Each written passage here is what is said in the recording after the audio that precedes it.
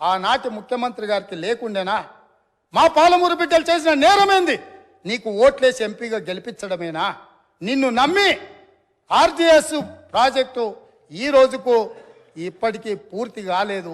ఎందుకు ఇప్పటికీ అలంపూరు ప్రాంతంలో మీరు టెంకాయలు కొట్టిన ప్రాజెక్టులు పూర్తి కాలేదని నేను అడుగుతున్నా అధ్యక్ష. ఎందుకు ఈ వివక్ష? ఎందుకు ఈ వివక్ష అని నేను అడుగుతున్నా. మేము ఎంపీగా గెలిపించకపోయిన ఉంటే, ఆ పాలమూరు జిల్లా ప్రజలు నీకు ఓటు వేయకపోయినుంటే నీ రాజకీయ భవిష్యత్ ఎక్కడుండేది? ఇయాలను గొప్పలు చెప్పుకునే ఈ అవకాశం ఎక్కడుండేదని నేను అడుగుతున్నా అధ్యక్ష. అందుకే ఈరోజు పాలమూరు రంగారెడ్డి ఎత్తిపోతల పథకాన్ని జాతీయ ప్రాజెక్టుగా సాధించలేదు, రాష్ట్ర నిధులతో పూర్తి చేయలేదు.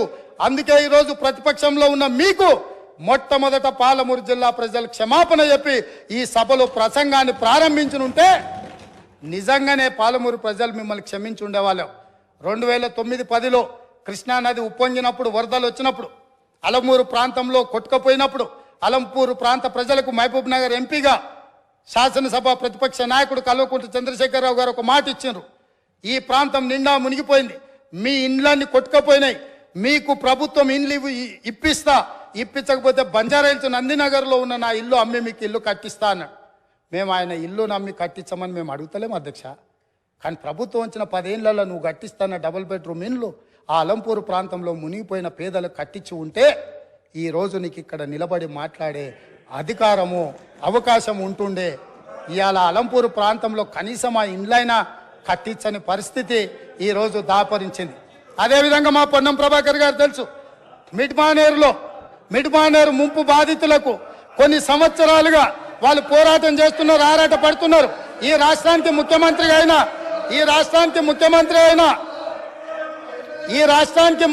అయిన చంద్రశేఖరరావు గారు మిడ్మానేరు ప్రాంత పర్యటనకు పోయిండు.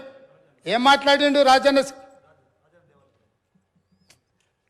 ఆ ప్రాజెక్టులకు అక్కడికి వెళ్ళి, నేను మీ ఊరు అల్లుడిని, మీరు మిడ్మానేరులో ముంపు బాధితులు, మీ అల్లుడు ఈరోజు తెలంగాణ రాష్ట్రానికి ముఖ్యమంత్రి అయిండు, మీకు అందరికీ న్యాయం చేస్తా, మీకు R&R ప్యాకేజ్ ఇస్తా, మీకు ఇండ్లు కట్టిస్తాని స్వయంగా తెలంగాణ రాష్ట్ర ముఖ్యమంత్రిగా ఆనాడు చంద్రశేఖరరావు గారు అక్కడికి వెళ్ళి మాట ఇచ్చిండ్రు. నేను ఈరోజు మిమ్మల్ని అడుగుతున్నా అధ్యక్ష, ఈ రోజు వరకు వాళ్ళు మళ్ళీ అదే వంట వార్పు చేస్తున్నారు, అదే రాస్తారోకలు చేస్తున్నారు, అదే ధర్నాలు చేస్తున్నారు. ఇదే పోలీసులు ఉమ్మడి రాష్ట్రంలో లాఠీ చార్జ్ చేసిన పోలీసులు వాళ్ళ మీద లాఠీ చార్జ్ చేస్తున్నారు. మా మంత్రి పొన్నం ప్రభాకర్ గారు ప్రతి నెల నిరసన కార్యక్రమాన్ని ఇప్పటి వరకు నిరసనలు కొనసాగిస్తూనే ఉన్నాడు. అన్నీ ఉన్న అల్లుడు నోట్లో శని ఉందన్నట్టుగా ఆ మిడ్మానేరు ముంపు బాధితులకు 10 ఏళ్ళైనా న్యాయం జరగలేదు.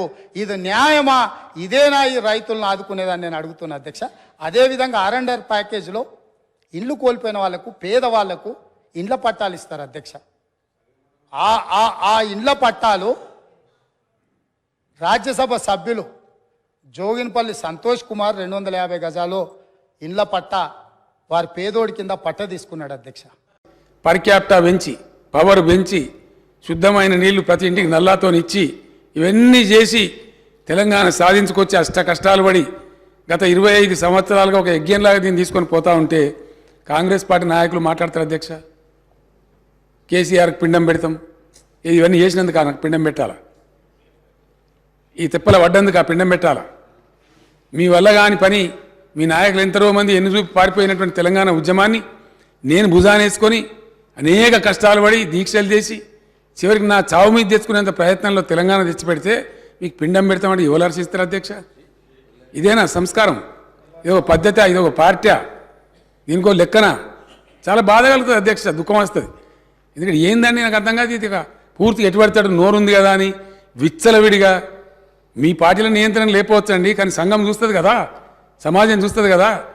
నన్ను అడుగుతున్నారు మొన్న రాహుల్ గాంధీ ఏదో ఒక మాట అందరికి మోడీ పేరేమున్నదంటే 2 సంవత్సరాల జైలు శిక్ష విధించారు అధ్యక్ష. అఫ్కోర్స్ నిన్న సుప్రీంకోర్టు స్టే ఇచ్చింది, సభ్యత్వం కూడా తీసేసిండ్రు.